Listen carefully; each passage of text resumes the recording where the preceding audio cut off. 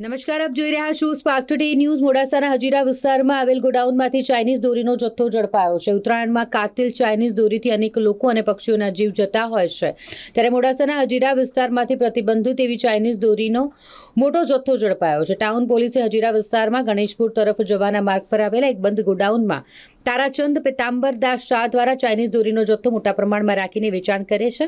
મળેલ બાતમીના આધારે પંચો સાથે તપાસ કરતા ગોડાઉનમાંથી 2.40 લાખ રૂપિયાની કિંમતનો 10 બોક્સમાં રાખેલો ચાઇનીઝ દોરીની 480 ફિરકીઓ ઝડપી પાડવામાં આવી।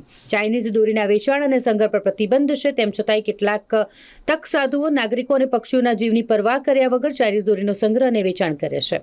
મોડાસા ટાઉન પોલીસે હજીરા વિસ્તારમાં ગણેશપુર તરફ જવાના માર્ગ પર આવેલા બંધ ગોડાઉનમાંથી આ તમામ ચાઇનીઝ દોરીનો મુદ્દામાલ કબજે લીધો છે અને વેચાણ અને સંગ્રહ કરવા મામલે તારાચંદ શાહની ધરપકડ કરી કાયદેસરની કાર્યવાહી કરી છે।